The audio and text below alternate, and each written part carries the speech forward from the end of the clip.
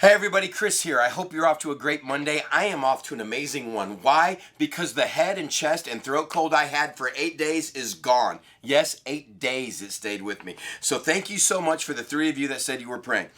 Not bad, by the way. That's like 75% of the 4 downloads we get on these things. So thanks for that. Hey, we're still in our little series of hidden gems. And it's the little parts of the Bible you may not recognize. They may go unnoticed, but they have incredible meaning. And I have half of that today. I have a hidden little story that we probably never have heard about or we haven't heard much on, but I'm not quite sure what it means. Feel free to turn me off right now or just follow along. We're in 2 Kings chapter 6. 2 Kings chapter 6, odd little story. When I was teaching through the book of 1st and 2nd Kings about 25 years ago, I came across it and I was stumped and I wasn't sure what to do with it. And I don't know if I have much more today, but you're going to get it. It reads like this.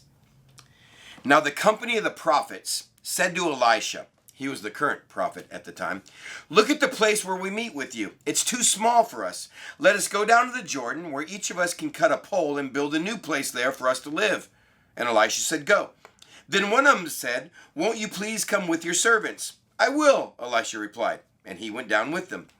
So they went down to the Jordan, and they began to cut down trees. As one of them was cutting down a tree, the iron axe head flew off into the water. "Oh my Lord," he cried out, "it's borrowed." Well, the man of God, being the prophet, asked, "Where did it fall into the water?"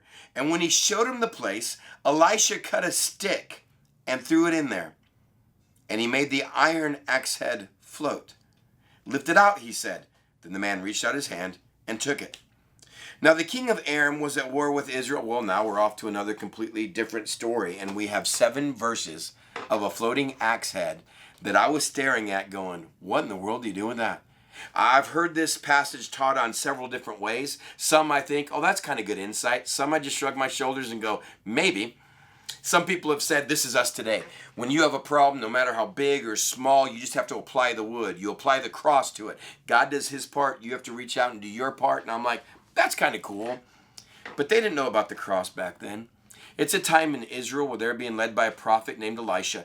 He's got a lot of people that want to be faithful and follow God. So many people that he's teaching that the place where they're meeting, they've outgrown it. And they just want to build a bigger place.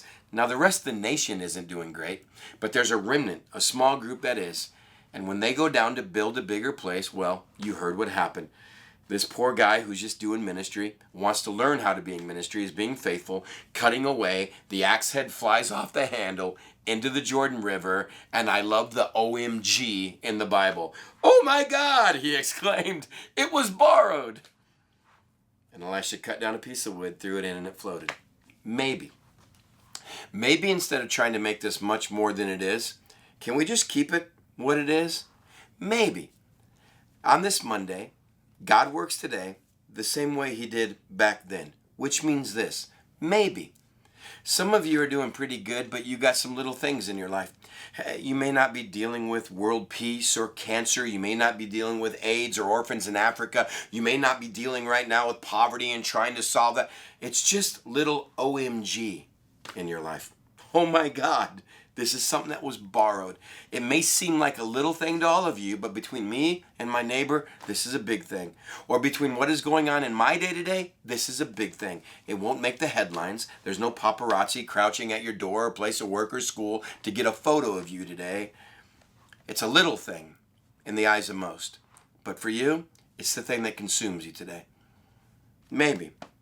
We have a God that looks at a nation not doing the right thing, but looks at those who are faithful and are, and says, look, I even care about the axe heads in your life.